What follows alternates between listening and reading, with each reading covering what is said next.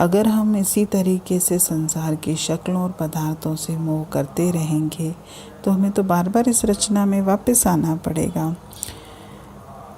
अगर मोह के बंधन केवल ऊपरी हों, आए और चले जाएं और हमारे मन पर उसका गहरा प्रभाव ना हो, वो तो फिर भी ठीक है। लेकिन अगर हमारे ऊपर मोह का बहुत गहरा प्रभाव है तो वो तो फिर हमारा जीवन तो सही दिशा में ना तो जाएगा, ना ही हमारा अंत समय सुखद होगा। और इन सब से ऊपर उठने के लिए, यानी मोह के बंधनों को छोड़ने के लिए सबसे सरल और सुगम रास्ता है सत्संग सिमरन।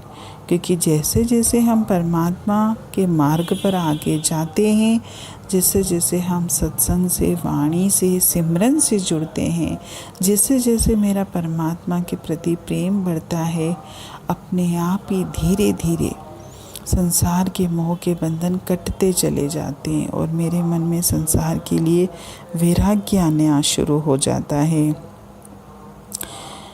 और जब हम इतना ऊपर उठ जाते हैं तब हमारे ये मोह के बंधन मेरे लिए कोई मायने रखते भी नहीं हैं।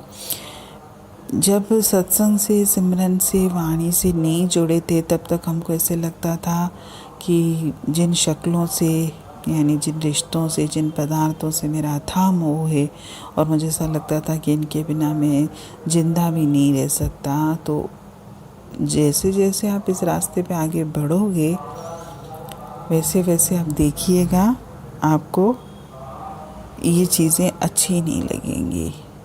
हमें ऐसा लगेगा कि मैं किससे मोह कर रहा हूँ, नाशवान चीज़ों से।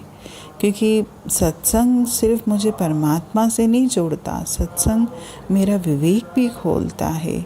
अगर मेरा विवेक खुला होगा तो जब मैं नाशवान चीज़ों को पसंद नहीं करूँगा, नाशवान चीज़ों से मोह नहीं करूँगा और मेरा उनसे कोई भी लगाव नहीं रहेगा।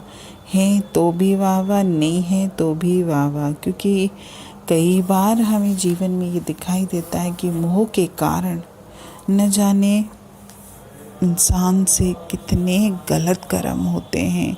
और मोह ने तो आपको करा लिया गलत कर्म, लेकिन भोगेगा कौन? मोह थोड़ी न भोगेगा, भोगेंगे तो हम ही। इसलिए कोशिश हम ये करें, चाहे जड़ हो चाहे चेतन हो, यानी शक्लें हों चाहे पदार्थ हों, रिश्ते हों, जो भी हो, जितना हो सके मैं इसके मोह से ऊपर उठूं। नहीं तो मेरा अंत समय भी अच्छा नहीं होगा। जीवन तो जो है सोए, रोग आके निकल ही जाएगा, लेकिन अंत भी अच्छा नहीं रहेगा। और मोह की वजह से जीवन में देखिए बहुत परेशानियां, बहुत दुख तकलीफ़ें भी इंसान को उठानी पड़ती हैं। इतना अनमोल मनुष्य जन्म जो मोह के कारण ही मेरा व्यर्थ जा रहा है। क्योंकि जो 5 विकार होते हैं उसमें मोह का विकार तो बिल्कुल अंधा होता है। जब मोह होता है ना तो मुझे ना कुछ दिखाई देता है, ना मुझे कुछ सुनाई देता है।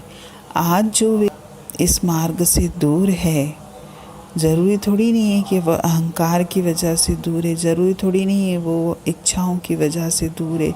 मेरे जीवन के अनुभव से तो मैंने देखा है कि जो भी सत्संग से दूर भागता है, वाणी से दूर भागता है, परमात्मा से दूर भागता है, यानी इन चीज़ों के लिए उसके पास समय नहीं है, यानी समय निकालना नहीं चाहता, तो उसके पीछे भी कारण कहीं न कहीं उसका मोह है संसार के प्रति, रिश्तों के प्रति, जो उसको इस मार्ग से दूर धकेलता है। मोह मुझे कुछ नहीं देगा, बल्कि मुझे संसार की गर्त में और घसीटेगा। कोशिश हम ये करें अपने जीवन में कि परमात्मा से जुड़ें, परमात्मा से प्रेम करें, सत्संग सिमरन में बैठें, ताकि धीरे धीरे अपने आप मेरे मन से इस संसार के प्रति मोह दूर हो।